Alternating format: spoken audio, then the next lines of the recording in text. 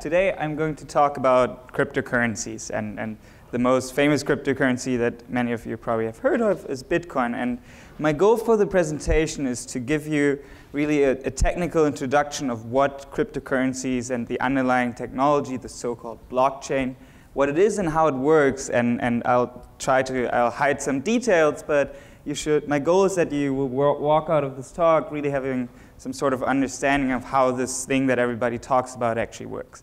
So I will not talk about, the price of Bitcoin. I will not talk about the political implications of this. We can maybe touch on it in the Q&A session, but I really want to focus on the technology. So my disclosure side, so I'm, as Victoria said, I'm a second-year PhD student at Stanford. I'm a member of the Applied Crypto Group and the subgroup, the Cryptocurrency Research Group, and I'm advised by Dan Boneh. I'm also an academic advisor at Share Network. Let's talk about the allure of digital money, which has really been around since the early 90s, since the beginning of the internet. People have started to talk about digital money. And the idea is that you would like to send money just like you send an email, right? The same thing that email did for snail mail, we would like to have for money, such that you can just send money around almost without any transaction fees, almost immediately. This would really be amazing. And we have gotten further down that road, but if you've ever tried to do an international transfer, for example, you will know that we're clearly not there. And there's businesses like Western Money Union that make a lot of profit from the inefficiencies of international money transfer. So why do we not have digital money? Well, digital money is difficult. And one of the first problems that jumps to mind is the obvious problem of any money. It is that counterfeiting money should be difficult. Otherwise, it is quite worthless. So if someone copies money, then we would like to be able to tell that this counterfeited money is actually fake, right? And this is especially, or seems especially difficult in a digital world where we can copy-paste any file, right? Like you can't just have some sort of money file because that can just be copy-pasted and duplicated infinite times. So it turns out that this problem is actually solvable, and it's solvable in kind of the same way that we do solve counterfeiting for fiat money, for normal money. And the way that we solve it is using signatures. And especially we have something called a digital signature. So say Bob wants to send some money to Alice, and she sends kind of she announces that she sends 1 Bitcoin, or this 1 unit of currency from Bob to Alice. Well, how does Alice know that Bob actually authorized this transaction? Or how does someone else actually know that Bob authorizes this transaction? Well, Bob can give this digital signature, and this digital signature has the property that it will be hard for anyone else to create a digital signature under someone else's name. So I can create a digital signature for my name, but not for someone else's name. So if Bart tries to make a signature, he can kind of fake a signature, but this obviously looks fake, right? And Alice can very easily tell that this looks fake. And digital signatures have been around, and were actually, the foundations for this were developed here at Stanford, and they've been around since the late 70s. And this is exactly the same mechanism. We also use them every day when you browse the web. So for example, when you visit chase.com, you get your green lock in your browser bar, if you've ever seen that. That is basically a signature by Chase telling you are really talking to chase.com. And you're really talking to Chase and not someone that pretends to be Chase. So now using this, can we create money, right? We have these unforgeable signatures. So let's look at a scheme. Well, let's say the bank issues, some central bank or whatever, issues some money to Alice, 5 Bitcoin. And then Alice can send that money on to Bob and sign that transaction as well, so everybody can afterwards verify it. Well, the problem is, what if now Alice sends the same money to Bart? Well, now Bob will go to the bank and say, I would like that 5 Bitcoin that you issued to Alice. Give me something in return for it. And Alice credibly sent that to me. And Bart does the same. Well, the bank now has no way of identifying which transaction happened first and who now actually possesses the 5 Bitcoin. And this problem is called double spending. So Alice spent the money twice, and we're actually not able to tell, even though we have these signatures, they're not sufficient to tell where the money was spent first.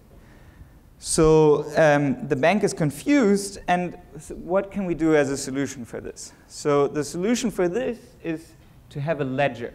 So we have a global ledger, say we had a global ledger, that everybody could see, and everybody could look at this ledger and tell how much money everybody has. Let's see how this helps us. Well, first we have, this is the current state of money. So Alice has 5 Bitcoin, Bob has 3 Bitcoin, and Bart has no Bitcoin.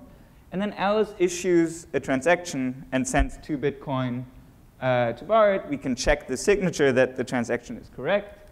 And then the money can be transferred. And now Bart has 2 Bitcoin and Alice has 3 Bitcoin. And if there's, again, a transaction with the wrong signature, it's easy to reject that because it's a fake signature. And we can tell that. So no one can spend from someone else's account.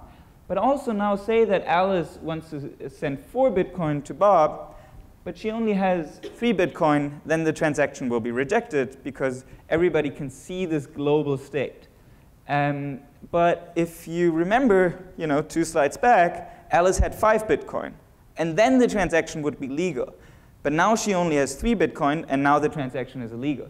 So the order of transaction is incredibly crucial for a monetary system, right? I can, if I have $100 in my bank account, a transaction of $70, I can make one transaction of $70, but I cannot make 2 transactions of $70, right? And exactly the same thing happens here. And what this global ledger does is it induces a global ordering on all of the transactions. And once we have that, it's actually quite simple to have a monetary system. So let's think of one. Well, the problem now is how do we get this global ledger? How does everybody have the same view on kind of this global ledger, and how does everybody know who has how much money? So one idea to do this is basically a database. There's some person that controls it, say the Fed, for example, or some some bank can control this, and then this key manager here can actually say, which transactions are valid and what the order of transactions are. So this key manager decides what gets into the database and in what order. The problem with this is, and this has been now rebranded as a private blockchain, but basically, this is literally just a database. So the problem with this is that we have a single point of failure. So the person here, this key manager, if he, for example, disappears, then suddenly the whole system breaks down. Or even worse, if he's malicious, he can add transactions to the database, or he can change the history of transactions and really do whatever he wants. So there's a single point of failure, and this is not what we want, or not what we would like in a system. Right? We don't want that there's a single point that can go down and the whole thing breaks down, or even worse, a single point that can get malicious or can be corrupted in some ways, and then the whole system goes down. So what we would really like is a decentralized ledger. But the problem with a decentralized ledger is that, so a decentralized ledger means that no single party has control over it. The problem with a decentralized ledger is that how do we achieve this global property that everybody is able to see it, and everybody agrees on what the state is. So the first thing we're going to do is we're going to look at an efficient sort of decentralized ledger design. So what could such a decentralized ledger look like? So here what we do is we put every transaction in a so-called block. And a block can have a single transaction. It can also have multiple transactions. But for now, let's just assume that every so-called block has a single transaction. So here it's transfer 3 Bitcoin from Alice to Bob. And then the next block references this old block using a so-called hash function. I'll go into the details of what that is.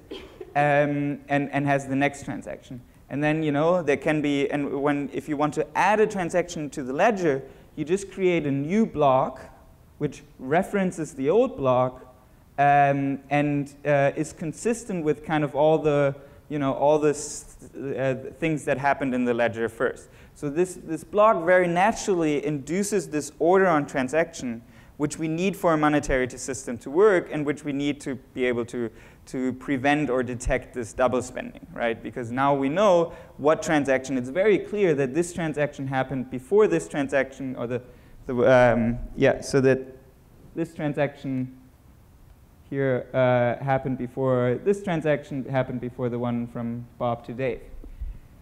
So what is this?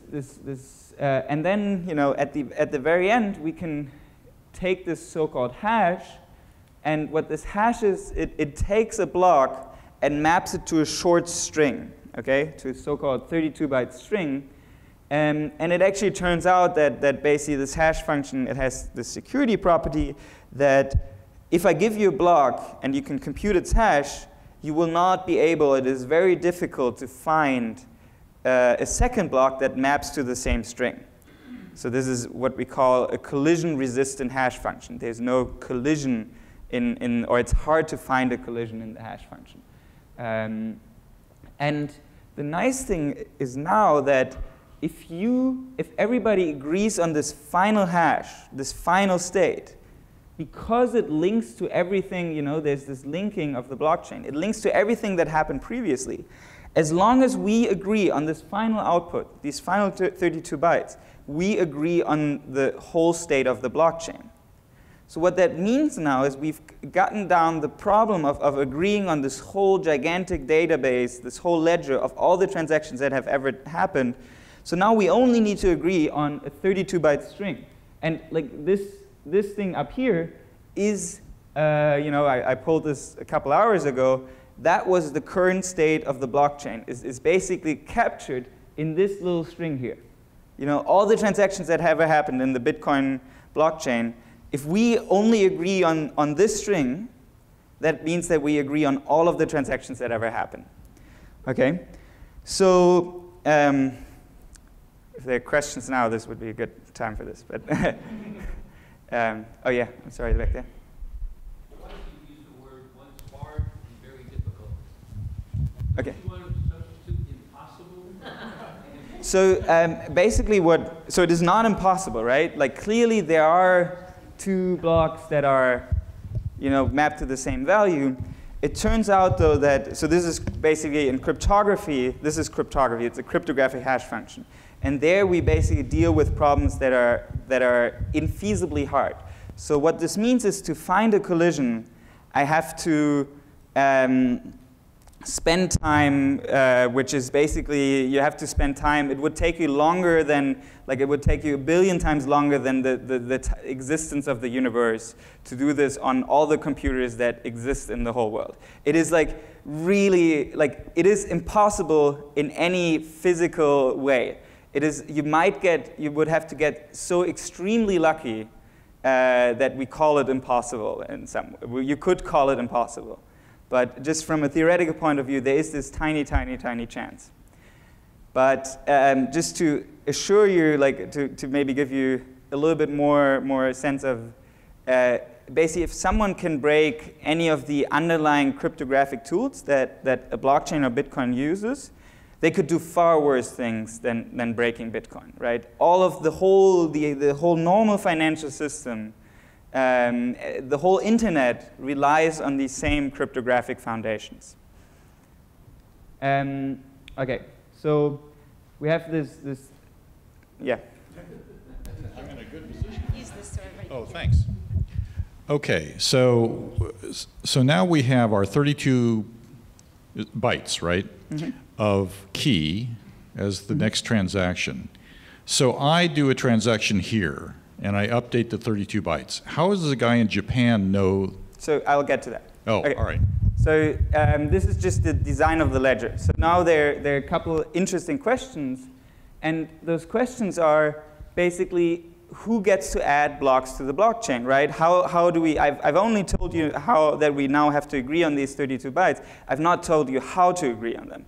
And basically this comes down to the question of who gets to add blocks to the blockchain. And the other interesting question is, who issues new money? Where does this new money come from? And those were thought of as kind of, this design, or, something similar to this.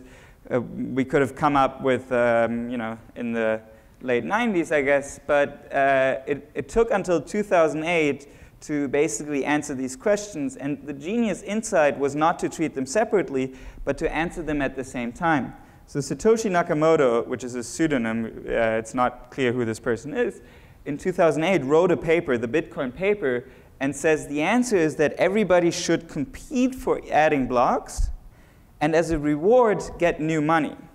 So we kind of, we answer these two questions at the same time. There's a competition for adding blocks, and the person that gets to add the block, that adds the block, people are incentivized to add blocks by getting new money. And I will show you how this works. So what we do is basically to every block, every block induces a so-called puzzle, a hard computational puzzle. And then to be able to add a block, I have to solve this really, really hard puzzle. I have to spend a lot of computation time on solving this puzzle. So the person who is able to solve the puzzle first is the one who is allowed to add the next block. So what does this do? Let's first look at what this puzzle is. You can think of this puzzle as sort of a lottery. Okay? So solving this puzzle is like solving a lottery because this is concretely what the puzzle looks like. You have to find some input such that a hash function maps to 0. And the way to do that is by just trying random values. You just guess. So the best thing that you can do is guessing. And the more you guess, the more often you're able to guess, the higher your probability of solving this puzzle is. So with more computation power means more guesses, means higher probability of solving the puzzle first, means you get to add a block to the blockchain. So the puzzle has this interesting property that it is very, very difficult to solve. But once you found a solution, it is extremely easy to check that this is a correct solution. For example, Sudoku is hard to solve, easy to verify that it is correct, the solution. And on average, the difficulty of the puzzle is adjusted such that on average, one person in the entire world, so one computer, right? When I say person, I mean a computer. Like humans have no chance of doing this. One computer in the entire world or participating in trying to solve this puzzle will solve it in 10 minutes on average. And as I said, the computing power is proportional to your probability of winning. Your probability of winning is proportional to your computing power. So it really acts like a lottery, and the puzzle changes every block. So if I solve a puzzle for some old blocks, that doesn't help me in the future. That solution is worthless. The puzzle also depends always on the previous block. So I cannot know in advance. I cannot say I'm going to compute the puzzle for 2030 because I don't know what that puzzle will be, because I don't know what the blockchain will look like. And this process is called mining. And the reason why it's called mining is because of kind of the reward that you get. You work very hard, and then you get a reward, just like in mining. And the more you work, the more likely you are to find new gold, I guess. So the reward is really like printing money, because solving a puzzle and publishing a block gives a miner a new reward. And this reward is every transaction has some small amount of fees, but the more important part are newly minted Bitcoin. At least right now, this is the more important part. And concretely, this is 12.5 Bitcoins right now per 10 minutes, which is roughly equal to $100,000. So this halves every 4 years. So the new number of Bitcoins that are issued per 10 minutes halves every 4 years. And I'm sure you could do the math in your head, but basically this converges to 21 million Bitcoin overall that will ever be issued. But this is like the last 2 points are just a property of Bitcoin, and there are other cryptocurrencies that have other properties. And just Bitcoin chose to have this sort of deflationary monetary system. But this is not inherent to cryptocurrencies. So why do we give out this reward? Why do miners have to solve this weird puzzle? Like, it has no inherent value of solving this puzzle. You know, you're not like, it's nothing interesting. And why do they get new money as a reward? Like, couldn't we do something nicer with the money? So the rule is, the reason why we do this is because this makes Bitcoin work and makes Bitcoin secure. And this all comes down to the so-called longest chain rule. So let's assume that Alice finds a block, and then she gets some reward. And then at roughly the same time, before hearing about Alice's block, Bob finds another block, right? Finds the same at the same height. They both reference the same previous block. Okay? So both of them, have found a block, and they just didn't hear about each other's block, and now it's not clear which one. There's not a blockchain anymore. There's a fork here, right? So it's not clear anymore which one is the correct blockchain. Well, some people, some of the other miners will hear Alice's block first, and then there's some other miners that will hear Bob's block first. So, now there's a disagreement in the network, and now it's not clear, and the monetary system breaks down. Well, what basically happens is that then both of these, so the people down here try to extend Bob's block, and the people up there try to extend Alice's block.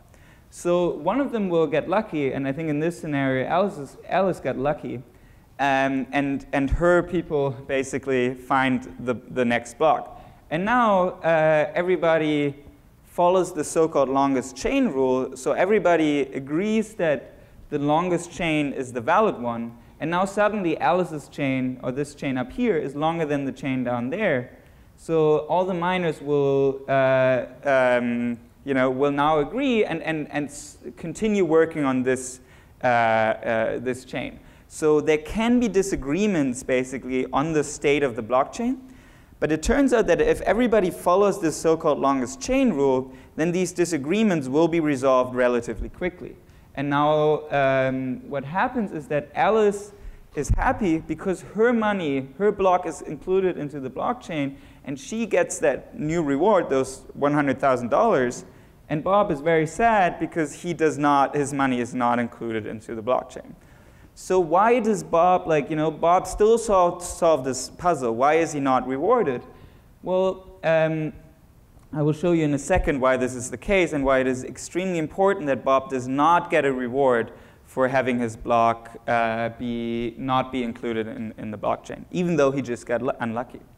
We call this an orphaned block, by the way. So this longest chain rule is exactly what prevents double spending.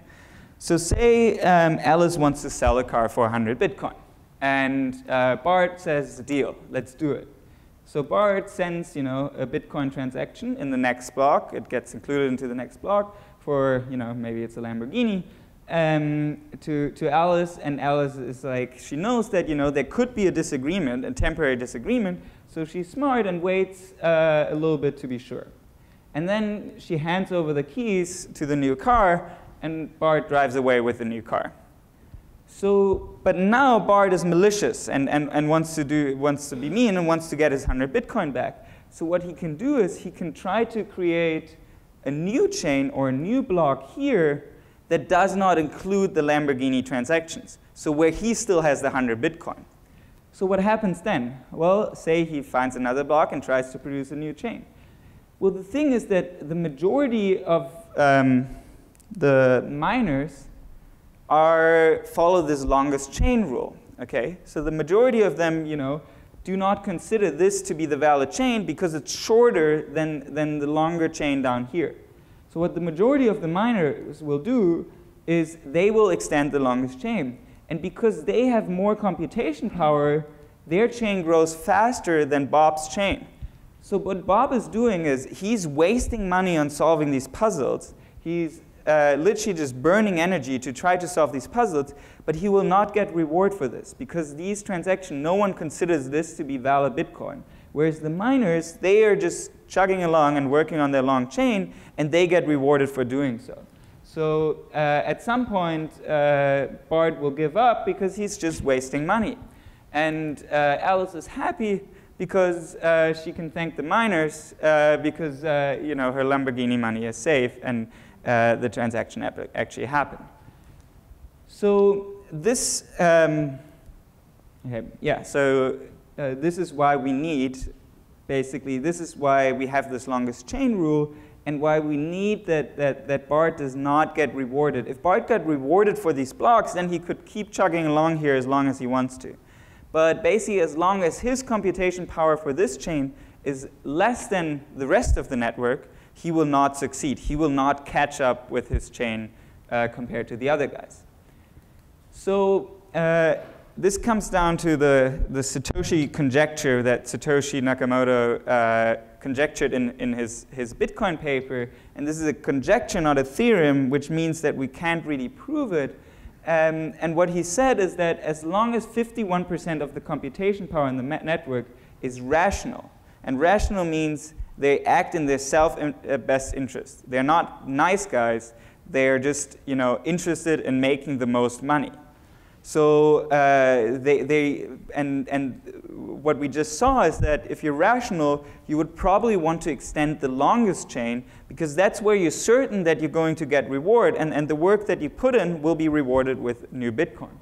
So as long as the 1% of the computation power in the network is rational, the longest chain will kind of follow the rules of the protocol and will only include valid transaction, and everything will be good.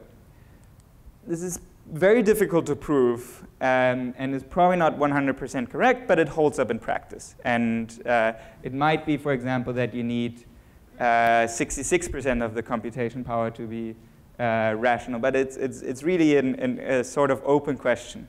And it turns out that it is very difficult to reason about rational actors because they might have incentives from all sorts of other things. But either way, in practice, this works. So this is the end of the introduction to kind of the Bitcoin, and now I will go into some more newer topics and interesting kind of open problems. But doesn't it take? Oh, sorry. But doesn't it take 10 minutes to generate the new block? Isn't that what you told us earlier? Yes.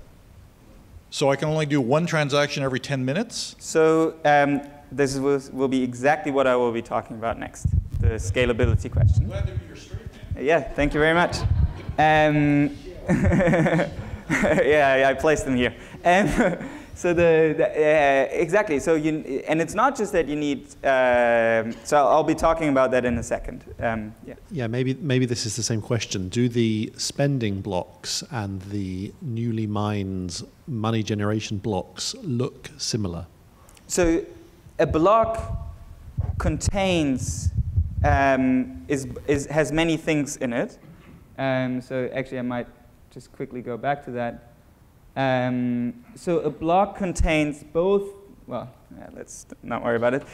So a block contains both new money being generated for the miner, and it contains, actually it doesn't just contain one transaction, it contains kind of a set of transactions, like say 1,000 transactions.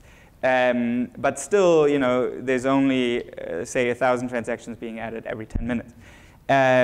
So it's the same block. It's one block that validates. So basically, as a miner, I get the right to validate a new set of transactions and to send myself some new money. And if I, for example, do a mistake in that, I will be ignored by the network. So the other people will just ignore me. And what happens then is that I lose my money, right? I don't get newly rewarded with new Bitcoin. So I'm really incentivized to follow the rules of the network, because otherwise I don't get new Bitcoin. I only get new Bitcoin if everybody agrees with me. And this is kind of the genius insight of that Satoshi Nakamoto had, is that we incentivize people to agree with each other. If everybody's in agreement, then everybody gets rewarded with new Bitcoin. But if they disagree, then they get punished and just waste their time. And this is how he basically combined this question of who gets to add new blocks and how do we make sure that they do it correctly, with the question of how is new money being generated. Okay, so let's move on to the very important question of, like this seems very unusable if it takes 10 minutes or even longer, right? You need to wait for a couple blocks. And there's this question is called kind of the scalability questions. And the idea is that blockchains don't scale. So even when the paper was announced, there was, you know, like one of the first responses that was announced on some email list was, this does not scale to the required size. So because everybody needs to hear about every transaction, right? Like, so everything needs to be sent around. It takes 10 minutes. It's really terrible. And we've seen this in practice. This is kind of the block size. And it turns out that, you know, currently the whole blockchain is like 150 gigabytes. And how should a mobile phone, you know, your mobile phone might have, you know, 30 gigabytes. It doesn't have 150 gigabytes. And, you know, Bitcoin isn't even really used so far, right? There's no way that this is going to scale. And the problem is, these other problems is that, you know, you can do 3 to 7 transactions per second on average. Visa does 2,000 transactions per second. And each block takes like 10 minutes, and you know, it's roughly 60 minutes for 6 blocks. This really, you know, this just doesn't get us where we want it to be. You know, I said, you know, send money like email. This is not email. So the idea is to use something called, there's a solution to this, and the solution is called, and there's, you know, other proposals for this, but one solution for this are so-called payment channels. And the idea is that, say Bob sells a coffee to Alice, and then Alice can write an IOU. So she can write, I owe Bob $5, and sign it with her transactions. And then, you know, we can update that IOU. It's basically just a bar tab or a barista tab, I guess. And you know, you can always update, and Alice can give new signatures of, here is the money that I'm owing to Bob. Well, the problem with this is that at the end of it, Bob can say, come to Alice and say like, hey, please pay your bills. Please give me my $15. And Alice could unfortunately not be reached. Please leave a message. So, right, how do we make this thing enforceable? Well, what do we do in the real world? Well, we kind of have a judge. So, and you know, most of the time, if you owe someone money, you hopefully don't need a judge. But even the presence of a judge and a judicial system in the background really makes, you know, debt work in the real world. So there was this insight kind of even already in the early days of Bitcoin, is that we can use the blockchain as a judge. So the blockchain can be our judge. So what we do is that instead of, so basically back early before, you know, all of this thing started, Alice locks up some money in a sort of shared account with Bob. You know, that where she cannot get out this money without Bob's help. Or it's locked in there, say, for a year, and she can get it out normally in a year, but if she wants to get it out sooner, she would need Bob's signature.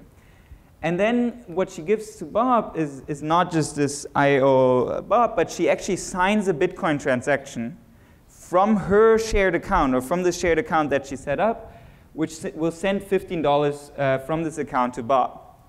And then Alice, and you know, she could do that with $5, and then update it to $10, then update it to $15. And Bob can at any point in time go to the blockchain and redeem that money. But he can also wait for Alice to send her new, like just knowing that he can go to the blockchain and redeem the money is enough. He can just wait for her, like say, you know, he expects Alice to come back the next day. He can just wait for her to give him more money or to do another transaction. And just having this fail-safe of being able to go to the blockchain and say, this is a valid transaction. And he can himself check that the signature is valid, right? This again relies on these cryptographic signatures, which he can check that, you know, Alice actually authorized this. And the blockchain will also be able to check this. So now Bob has this failsafe and can just wait for new transactions that come in. So what does this give us? So Alice just sends these little IOUs, or these little, you know, these transactions which don't get transmitted to the blockchain. So there's no fee for that. You don't have to pay anything for that. Only at the end, when you actually withdraw the money, you pay the fee once. So there's no fee per payment. There's one fee kind of to set up this payment channel, to set up this shared account, and then there's one fee to close it. But there's no fee for every payment. Also, the payments are instant. So as soon as Bob has the transaction from Alice, she can go and make the coffee. Only the participants, and the key insight is here that only the two participants hear about the payment. So you don't need to tell the whole world. You don't need to get this global agreement. It doesn't need to be on the global ledger. And the other interesting thing is that you have to lock up money in a channel, so you have to be somewhat careful about who you're locking up money with, because you only would want to lock it up with a service, for example, that you use often, because no one has infinite money, right? So you can only lock up a certain amount. So this kind of comes back to the time value of money. It needs a set, and the interesting thing now is, now that I can do instant transactions, I could, for example, say I'm watching a video on YouTube, and instead of paying for ads, I can just, because now this is like literally just sending something over the internet, YouTube could charge me per second. They could charge me a billionth of, or a millionth of a cent or thousands of a cent for every second that I watch the video. And my computer just keeps sending, keeps sending money to YouTube, but like small and micro payments amount. And then only at the very end, once I'm done watching the video, we actually clear the transaction on the blockchain. So this allows something called micropayments, which is something that we can't do in any way really with money today, right? The best thing that we have is, you do subscriptions at Netflix or whatever. So this really opens up a bunch of new possibility. And this whole thing it's kind of a paradigm shift, right? Instead of using the blockchain for every payment and agreeing on every payment, it turns out that it is good enough to have the blockchain as a judge or as a settlement layer. And this gives us already enough properties. So this is a payment channel, but a payment channel itself is not that powerful yet. I can pay one person, but say that person wants to pay me back. Say that Bob is selling an apple to Alice and wants to get some money. Say there's some back and forth trading, for example. What they can do is basically, I'm highly simplifying it here, but basically you can do something very similar, but now Alice and Bob both need to sign kind of what the balance between the two is. So if they just both provide the signature of, our balance, the balance between us is $5 to Bob, then you can also do these back and forth. So now, for example, with my say with my bank, I can have a payment channel where sometimes I deposit money on the bank, so I send some money there, and sometimes I get money back. Or with a friend, sometimes he pays for my beer, and then I send him some money, and then sometimes I pay, and he sends some money back. So we can really do this back and forth. So this is really nice, but this also enables, and again we use the blockchain as a judge. So this is really nice, but this enabled something that is even more powerful. So consider this problem. Alice has a payment channel with Bob and with Charlie, and Bob has one with Denise. But Alice does not have one with Denise. But now he wants to pay Denise some money, right? What can he do?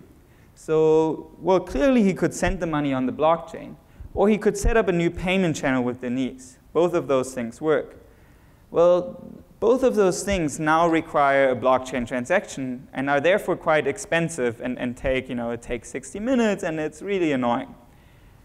But what Alice can also do is she can route the payment through Bob.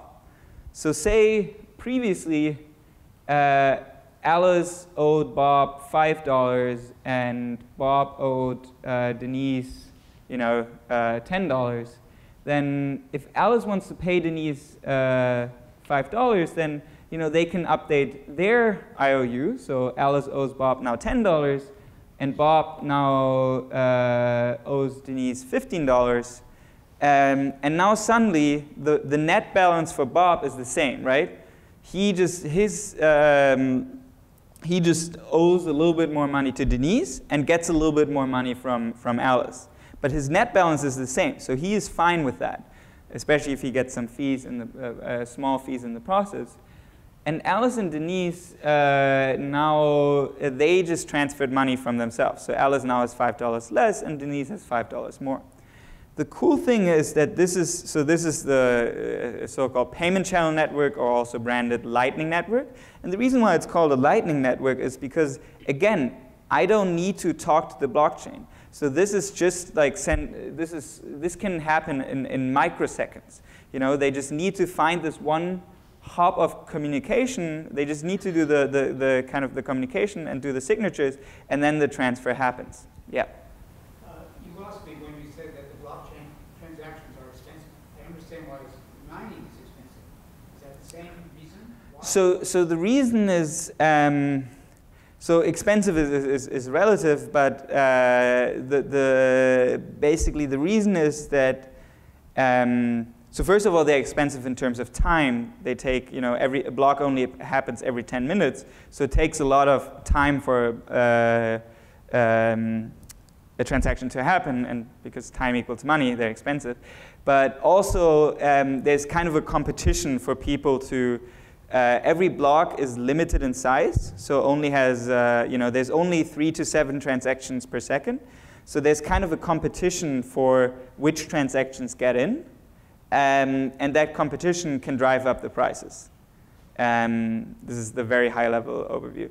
It doesn't, you know, it doesn't need to be super expensive, but it clearly is. The main thing about it, the main worry is that it's not instant. But even in terms of expensive, it is clearly more expensive than something that only involves 3 parties, because a blockchain transaction really means just at a very high level. A blockchain transaction means that everybody agrees on the state of the system. The whole world agrees on it. That is more expensive than this thing, which means Alice, Bob, and Denise agree on this, right? Blockchains are really about consensus, finding consensus. Consensus between fewer people is a lot cheaper and more efficient than consensus between bigger people. And that's, yeah, so that's the high-level overview. So this is the Lightning Network, and it really, you know, it really can drive Bitcoin towards this original vision of fast digital email-like payments. And the cool thing is, you know, I said this is really current research. I think, you know, this was, I think, a week ago, where this has now launched, and you can actually now send Bitcoin through through this Lightning Network. So I can, instead of sending my transactions on the blockchain now, I can now do these Lightning transfers. So I quickly want to touch on a final topic. This will be rather quick, but this is some of the stuff that I'm working on, which is related to privacy in blockchains. And this is what a Bitcoin transaction looks like. You don't really need to worry about the details, but there's some sort of money going in and some sort of money going out. By the way, because it's digital, we don't just have 2 decimal places. You know, there can be 10 or 20 decimal places. No one cares about how many. You know, it's digital. There's no units or dollar bills. So the important property of a Bitcoin transaction is that the money that goes in is less or equal than the money that goes out. And it turns out that the difference between the money that goes in and the money that goes out of a transaction are the fees that are paid to the miners. So why is this important? Well, so the validity of a Bitcoin transaction, it basically comes down to these 3 things, but the important one is the final one, okay? So you have this check that the inputs are in some ways equal to the outputs and the fees. So why is this important? Well, the thing is that everybody sees how much money is being transferred, right? Everybody has to be, all the miners, and everybody has to be able to tell how much money is being transferred. And you don't necessarily know who is transferring the money. So these addresses don't, you know, they don't reveal which person it is. But it turns out that with a lot of, like with some analysis, and there's been actually a lot of recent research on showing that, you know, it's actually quite easy. If you have some sort of outside information, it's actually quite easy to tell which Bitcoin address belongs to whom. And then you can really see, you cannot only see how much money they have in total, you can see who are they paying, how much. All of these things are now suddenly public on the blockchain. So you might have heard, if you read about blockchain in popular media, it said, it's anonymous, it can be used for drugs and whatever. And this is actually not really true. And it turns out that the DEA and government agencies kind of like Bitcoin because they're able to track all the payments because they're now on a global ledger and available. And even if you don't care about anonymity, and by anonymity I mean hiding who's paying whom, so hiding that you're paying, buying drugs or whatever, it is everybody can see how much money is being transferred. So what that means is that all your salaries, say you get your salary in Bitcoin in some future, then all the salaries are public. I don't think anybody would want that. And if you're a business, it really makes the blockchain or makes Bitcoin unusable for businesses, because say you're Ford and you want to pay, I don't know, Bridgestone for tires, or you want to pay your suppliers, it's an important business secret that you don't reveal how much is being paid. But the blockchain reveals exactly this amount, okay? So, right, and it seems very crucial that this amount is being revealed, because I want to be able to check how much money is being sent. And even if you think about, popular, normal kind of Venmo, I don't know if people use that here, but Venmo is like a popular app for sending dollars around. There you can also not see, you can see who's paying whom, but you cannot see how much money is being transferred. So you cannot, for example, see your friend is, say one friend is paying another friend for rent, then you will be able to see that they're paying them for rent, but you don't see how much is being transferred. So we really would like our money to be confidential, so the amount to be hidden. And there's this idea in 2016 introduced by Greg Maxwell to make so-called confidential transactions. And what we need for that is, again, cryptography. So cryptography is about having secure and private communication. So how can I talk to someone else such that no one is able to, everybody can hear the words that we're saying, but no one understands the meaning of what we say, only me and the other person that I talk to. So cryptography, we have these so-called cryptographic commitments. And you can really think about it like writing down a number and then putting a piece of paper on it, or putting it in a lock, kind of in a lockbox. Because you won't see what I've written down, but I committed to it. I will not be able to open it to a different number than the one that I previously wrote down. So we can do exactly the same thing with math as a cryptographic commitment. So then instead of sending the clear text amount, I just have these cryptographic commitments where all the amounts are hidden. Well, this obviously begs a question, and the question is, how does someone check that the inputs are equal to the outputs plus the fee? How can you do this?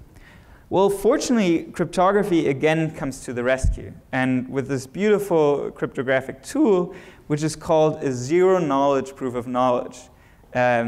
Sounds amazing, and it also is. So a zero-knowledge proof of knowledge means that I can convince you that I know something. So for example, I can convince you that I know the solution of a Sudoku without you, and you can afterwards are convinced that I know the solution to the Sudoku and that the Sudoku does have a solution. But you will have no idea what the solution is. But you will be convinced that I know it. That's why it's zero knowledge. You'll have zero knowledge, but it's a proof that I have knowledge. And in the same way, I can prove to you, for example, that, like, say the difference between these commitments is zero, or that there's a commitment to a positive number, which is really what we need in this case. And the way that we do it is that Peggy wants to prove this, and Victor wants to verify this. Victor gets to ask questions, and Peggy is able to answer these questions, and she would not be able to answer the question if the statement that she's trying to prove was false. So if this was not, if say x was not a positive number in this case. However, the answers to these questions do not reveal any information about x. So the only thing that is revealed is that the statement she's trying to prove is true, but it's not revealed why it's true. So I could, for example, I can prove to you that I know this. I could even prove to you that I have a proof for Fermat's last theorem without giving you any information of why, what the proof is. So this works really for anything in general. And then we can also make, what is even cooler is that we can make this non-interactive. So Peggy can just write down a proof. This is a little bit more complicated, and then send over kind of the statement. So send over the Bitcoin transaction, and Victor can check and verify it and be convinced that it is correct. So what now happens is that Peggy will create this Bitcoin transaction, the confidential one, where no one is able to see the amount, and then she gives a proof, a zero-knowledge proof, that the transaction is correct. And then Victor is able to check and verify that the transaction is correct, but he doesn't learn what the amounts are. Only the sender and receiver, for example, now learn what the amounts are. So this is what enables confidential transactions. And some of the stuff that I've personally worked on recently with the University College London and a company called Blockstream is bringing down the size of these zero-knowledge proofs. It's, they need to be sent around the whole world. So again, as I said previously, limiting the size of what you have to agree on is very crucial. So again, our goal was to bring down the size of the zero-knowledge proof, and we did that by about a factor of 10, and even asymptotically, if you have bigger transactions, this will even be better, because our proofs scale logarithmically, and previously they scaled linearly. And it also improves verification. But the important thing is that this research, we called it bullet proofs, because it's short proofs, but they're secure. It makes these confidential transactions practical. And Monero, which is the 10th largest cryptocurrency, will start to implement this, or is working on actually implementing this and deploying these zero-knowledge proofs, or these shorter zero-knowledge proofs. And you can read about it at this website. So thank you very much. That was my talk. If you want to learn more, you can check out my personal website or the website of my research group, which is crypto.stanford.eu/c2rg. And yeah, I'll open the floor for questions. Thank you very much.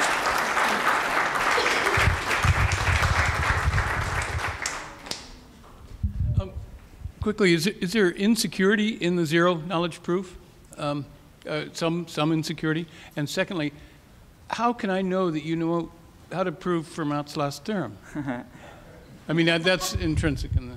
Yeah, it's really, I mean, these things are extremely fascinating. And again, so no, these zero-knowledge proofs they rely on cryptography, and they kind of rely on the same cryptography that is used every day to secure your bank transfers and to secure your web browsing in the internet. It's really the same so-called cryptographic assumptions. So if you were able to create a fake proof, then you could also do much worse things.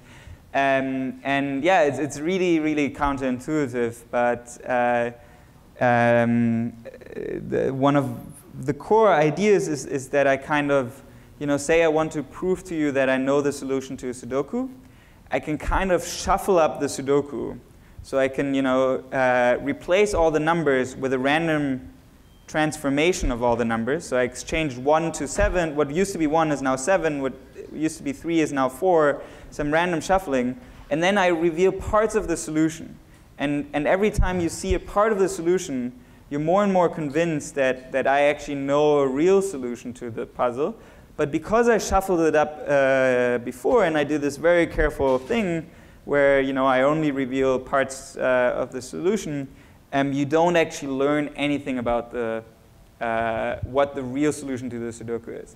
And Sudokus might not sound that interesting, but in essence, any problem you have can be formulated as a very large Sudoku.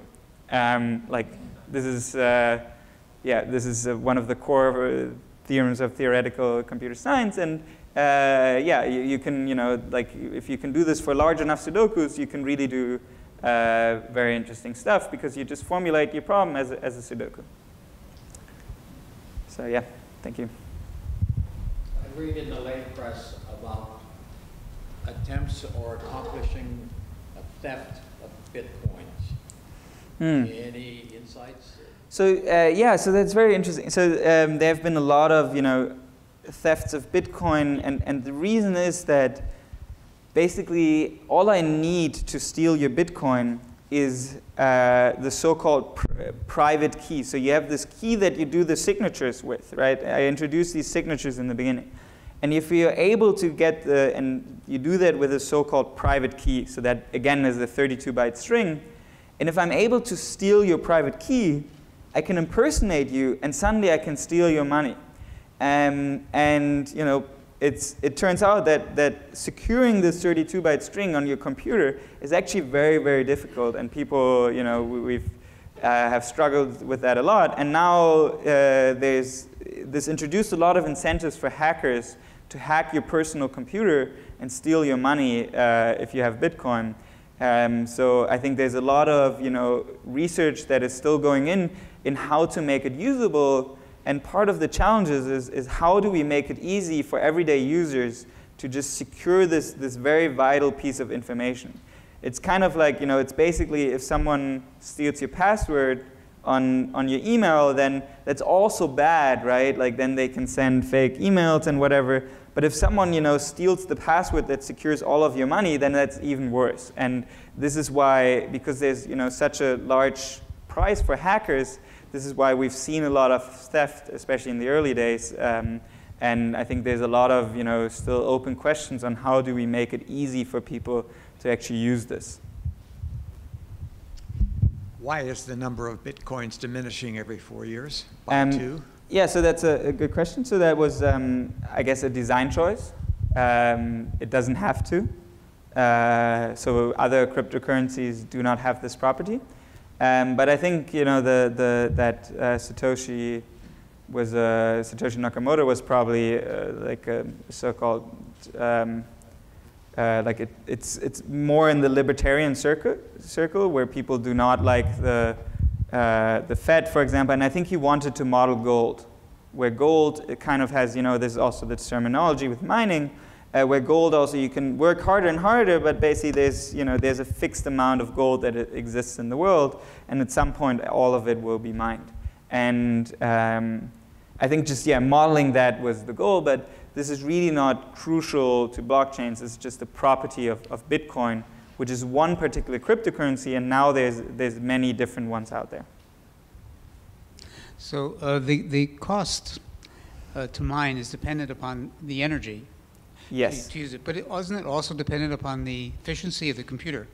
There are computers that are maybe coming that may be designed. I just heard Intel has come out with a design for a computer that's extremely tiny and small and so on that could be much more efficient. And so that would really completely change the way in which, or the motivation in which. Yeah, so that's a very good question. And that is exactly what happened. So people started designing custom hardware, custom computers, that all they can do is solve these puzzles extremely efficiently. And from the early days, the computers have gotten a lot more efficient at solving these puzzles, and people have built like custom hardware that are not general purpose computers that all they can do is solve these puzzles. But what happens is that the difficulty adjusts of the puzzle. The difficulty will always adjust such that on average it takes 10 minutes to solve. So even though there's a lot more computation power in the network, now it didn't really change anything. It's just a competition, right? It didn't change anything of the properties of how often blocks appear. But yeah, very good question. I think the guy in the back was first. Yeah. Great technical discussion. On a broader issues discussion, a whole lot of states are dependent on sales tax, and if transactions are going to start going underground, et cetera, that's going to have big implications. Who's looking into all that?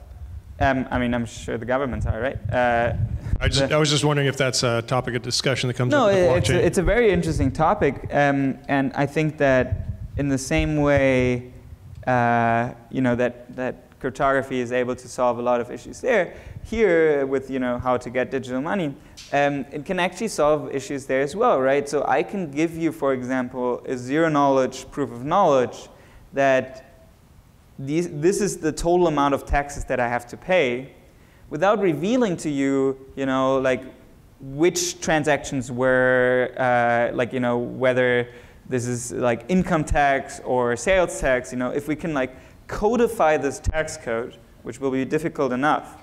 But if we were able to do that, like there are actually technical, like it is not always, it always seems to be, people always pivot things as a trade-off between privacy and usability, or privacy and lawfulness, for example. And I actually think that's a false claim in many cases. We can get privacy while maintaining, things that we like taxes, right? Or I mean, some people like it more than others, but or like We don't like the taxes. We like what they. Well, we like roads, and So I think that it is an interesting question. I think that people are working on it. I think that the governments will figure out a way. What they currently do is basically they heavily monitor the entry points into the system. So when I exchange my dollars for Bitcoin, I have to sign up with an exchange. I have to do, send them my passport or my driver's license or whatever, so they know exactly who I am and who's kind of putting money into the system and not who's getting out. So yeah, it's an interesting question. Thank you. As more cryptocurrencies pop up, does that dilute the value of Bitcoin? Yeah, that's an interesting question. So I mean, like, so the thing is that the code for Bitcoin is open source and is available. So it is extremely easy for me to create a new cryptocurrency by just copying the code and making a new one. The problem is that it doesn't have value. Like money just never has value. Like a dollar bill doesn't have any inherent value unless people agree it has value, right? So right now we're seeing a phase where a lot of new cryptocurrencies, partially because there's this incredible hype, where a lot of new cryptocurrencies pop up, and I think that some of them actually bring interesting new technical innovation. So for example, your transactions can be more complicated than sending money. They can be basically, there's cryptocurrencies where the transactions are almost like computer codes. It's like a program that is being run because once you have agreement on the transactions, you can now actually have a so-called kind of a global computer, and you have agreement on the state of the computer, and there's a lot of possibilities with that. So I think there's some interesting new innovation going on, and also a lot of completely useless stuff where people are just trying to make money. I do not know what the end state will be. It seems like there's probably some network effect where everybody agrees on. I mean, in general, thing, money is the ultimate network effect, right? Like if I make my own money, if I make my paper money, then it has zero value. Like clearly, there's a network effect, and the more people that use it, the more valuable it is. So it will be very interesting to see how that plays out. You mentioned the time value of money before. Mm-hmm. Is there any space in the blockchain for interest, which is to say, Alice owes Bob $5, but Alice is really the credit card company, and Bob has to pay back more than $5. Yeah, so that's a very good question, and I think that that the Lightning Network really one of the interesting effects of that is that it will introduce kind of this time value of money, because now Bob will not just route the payment; it will charge some fees, right? So if Bob has a connection with Alice and it has a connection with Denise, then it has to lock up some money into both of these accounts, and the more liquid it is there, the more transactions are routed through it, or the more important its position in the network is, the more money it can get through fees. And I'm sure that we will see some sort of kind of like banks being pop up, and that you have a payment channel to your bank, the bank has a payment channel to other banks. The cool thing though is that unlike traditional banks, I do not have to trust the bank. All it does is route my payments, it really, and if I don't like my bank anymore, well, then I close the channel and open it with someone else. There's a lot of implicit competition here. And there's no, it's only, the banks now only exist for efficiency and not for trust anymore, and not for security anymore.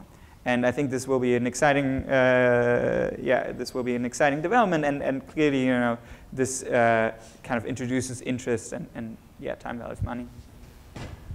So, I look into the future of the Bitcoin network. Oh, sorry. Okay. Yeah. So the way the miners get rewarded are those are the people that are keeping the network operating. Mm-hmm. So they're getting a little fee out of new Bitcoin for every transaction they process. Mm-hmm. So in the future, when Bitcoin reaches its maximum coins, it's going to produce 20 million or 21 million or whatever it is. Mm-hmm. And now, is that going to mean that the miners aren't going to be getting any new Bitcoin? So that is an excellent question. So miners will still get rewarded through transaction fees. Uh-huh. So all the new fees that they get. So right now, basically, they get rewarded through inflation. And in the future, they will get rewarded through transaction fees. However, there is some doubt in the research community, and there have been some papers that kind of say, things get a lot more shaky, and we really don't know what will happen then. So I think that if you would design a new cryptocurrency today, you probably would not want to have this property. But yeah, we will see what happens. It's this is far into the future. Mm. This will be like 2100 or whatever. Like, this is like, we don't have to worry about this for the next 20, 30 years. But it's a very, very interesting question. But the main thing, they get money through transaction fees, but the question is kind of, is that enough for the network to be secure? And we kind of don't know, is the answer. Okay. Your talk has been fascinating. For us, some of us lay persons out here, are there other sources of information that if we want to follow up, that we could actually understand? I'm not, because some of the things I've read are just so opaque, at least to me. Yeah, it's extremely, I wish I could give you an excellent answer. There's a lot of disinformation, to be honest, out there. There's a lot of, and probably maybe including my talk, like very technical information. So it's really difficult to strike some sort of balance. I would say that, so there's a book called Mastering Bitcoin. I think that is, I've heard that is good. I don't know it. There is a little bit more probably on the technical side. There's from Princeton. If you Google Princeton Bitcoin or cryptocurrency book, you will find it. And then, maybe there's some YouTube talks and explanations. Unfortunately, I don't think, it's still excellent resources on this are clearly missing and lacking. Yeah. I have a question, which is that we hear about these things called public exchanges. Mm-hmm. And of course, they've been hacked and so on. But there's also the issue that you have to provide your private key to the public exchanges. What is the role? And then you get something back, a public key. What is the role of the exchanges, and what are you losing by that? And what's the value of it, and why are they necessary? So yeah, that's a good question. So exchanges really kind of they have two functionalities. In one way, it's a place where you exchange dollars for Bitcoin and Bitcoin for dollars. And the other thing is that they kind of operate as banks right now. So, but what that means is that if I have my money at this Bitcoin exchange, I'm really giving up control over it. The whole idea of Bitcoin was that I have control over my money and everybody is their own bank. But in that case, I would really be giving up control, and they have the private keys to the money. So what happens is that they can run away with the money, and that, especially in the early days when there was no regulation, that is literally what happened.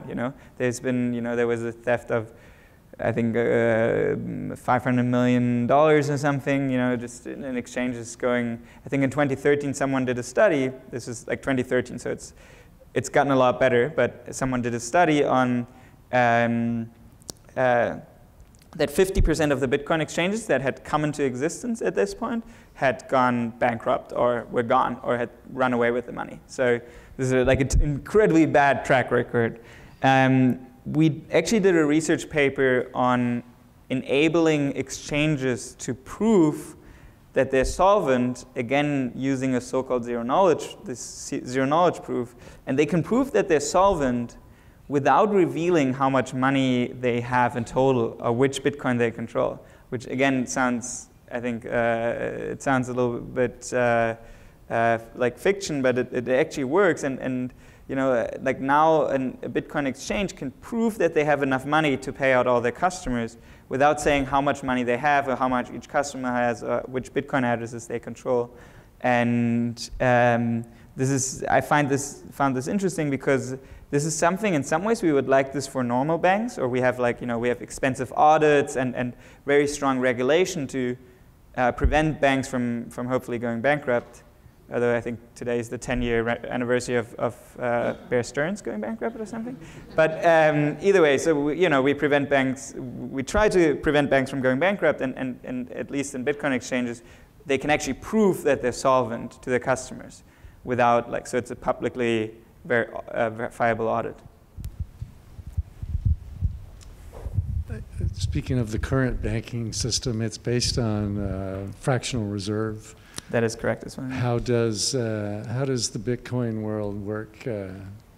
Like you're talking about these exchanges being solvent.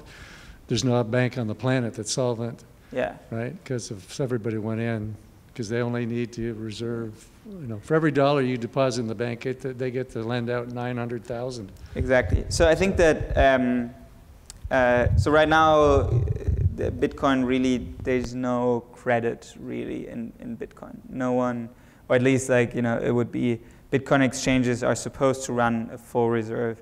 Maybe in the future we will see, the problem is that you know, like credit really only works with reputation, right? I only give credit to someone that has some sort of reputation with me. It's closely tied also to identity. I need to know who that person is. And kind of the way that Bitcoin is set up, it's, you know, it's like pseudonymous. You don't necessarily know who you're talking to. So credit so far seems difficult there, but it's not, you know, it's not technically impossible. And it's maybe at some point in the future we'll see a credit system running on Bitcoin. Yeah, it's maybe yeah, it will be interesting to see. One more in the back. Hi. I had a question about mistakes. So say Alice wants to buy Bob's Lamborghini for $100,000, and she's entering the crypto key, and she actually sends Fred the $100,000. So is there any mechanism to get that $100,000 back, or is that just gone? Yeah, so that's I mean, first of all, it turns out that you actually, like, if you mistype a Bitcoin address with like 99.99999% probability, like you will not, like it's easy to check that what is a valid Bitcoin address and what is not. There's a so-called checksum at the end. But still, you know, this is you know, also, for example, you know, I bought some item of Amazon and I want to, like, you know, with credit cards, I can revert the payments. And so far, this doesn't exist. And I think this is, again, an interesting question. You know, these are things that people like with money. They like to be able to revert transactions, but Bitcoin is really like irrevertible transactions. And you know, ideas are around, you know, for example, you could have some sort of, you put it in a, what is it called? In an escrow, exactly. You have some sort of escrow system where you have some sort of third party in the middle, and you need 2 out of 3 signatures to get the money back. So those things have been deployed, but it's usually with escrow system. But again, you know, there's this whole, I think, area of research and this whole open question of making, like, Bitcoin is not usable today. I think, and there's like, it still will take some time and some interesting research to get that. And part of that is the questions you were asking. All right, thank you. Let's give Benedikt another round of applause.